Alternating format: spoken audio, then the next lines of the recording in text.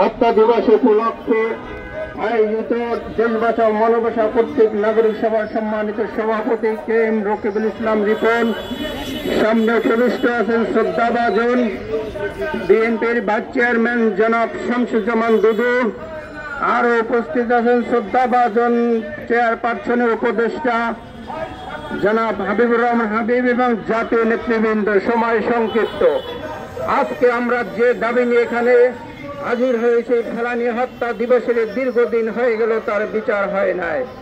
প্রিয় মিডিয়া বন্ধুরা, আপনারা জানেন এই ভারত একটি নর পশু এবং সরাসরি যে এই ফেলানীকে হত্যা করেছিল খুবই ঠান্ডা মাথায়।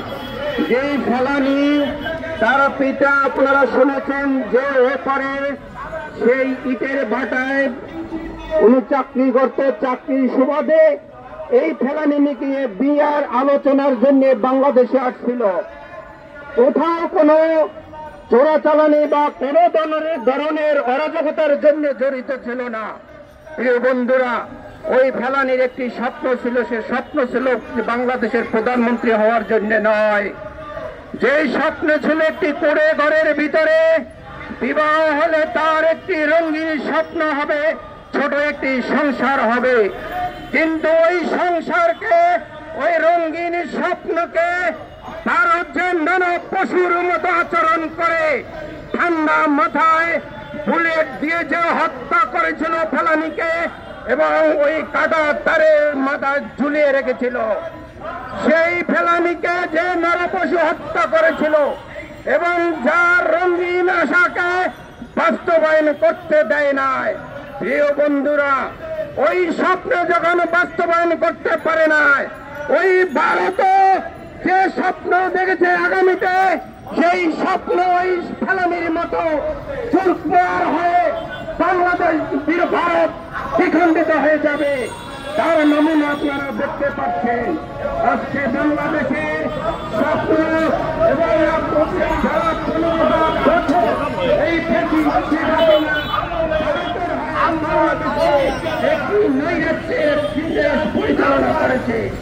এই ভারত কোথা চোর, ডাকাত, গুন্ডা, অর্থ লুণ্ঠনকারী, অর্থ পাচারকারী, শেখ মুজিবের সব পরিবারের অর্থ লুণ্ঠনকারী, তাকে আজকে ওই ভারতে জায়গা দিয়েছে। এই ভারত একদিন চুরমার হয়ে যাবে। আপনারা দেখতে পাচ্ছেন এই 7 সিস্টার এবং অন্যান্য সব জায়গায় তারা ভারতের বিরুদ্ধে আজকে উঠে দাঁড়াচ্ছে। আমি বলতে চাই, আজকে এই নর পশুদের বিরুদ্ধে যদি বাংলাদেশের বিরুদ্ধে, স্বাধীনতার বিরুদ্ধে যদি আগ্রাসন চালায়, আমরা প্রতিহত করব। এই ভারতের সাথে সম্পর্ক হতে পারে মর্যাদার সম্পর্ক, সমতার সম্পর্ক, যে সম্পর্ক শেখ হাসিনা দিয়ে গেছে, বলেছে যে ভারত নাকি সারা জীবনেও বলতে পারবে না। কিন্তু আজকে বলতে চাই, আজকে যারা ক্ষমতায় আছে, সেই ক্ষমতায় যদি অন্তর্বর্তীকালীন সরকার আগামীতে যদি ভারতের সাথে সম্পর্ক অক্ষুণ্ণ রাখতে হয়, আমাদের পানির ন্যায্য হিস্সা বাংলাদেশের প্রতি সমতা এবং মর্যাদার ভিত্তিতে সেই সম্পর্ক হবে। প্রিয় বন্ধুরা, এখানে দুদু ভাই আছে, হাবিব ভাই আছে, তারা বলবেন। পরিশেষে একটি কথা বলতে চাই, আমাদের বাংলাদেশ ওই মেধা শূন্য করার জন্য ভারত 14 বছর আধিপত্য চালিয়েছে, সাম্রাজ্যবাদ চালিয়েছে। সেই সাম্রাজ্যবাদের বিরুদ্ধে যাদেরকে শেখ হাসিনা হত্যা করেছে, ওই ভারতের প্রেসক্রিপশনে ওই শেখ হাসিনাকে আওয়ামী লীগের কুলাঙ্গারদের এইখানে বাংলাদেশে নিয়ে যদি আইনে যথাযথ ফাঁসি দেওয়া হয়, তাহলে বাংলাদেশ হবে বাহুমুক্ত, বাংলাদেশ হবে বিপদ মুক্ত, বাংলাদেশ হবে পাপ মুক্ত, বাংলাদেশ হবে একটি রঙিন বাংলাদেশ।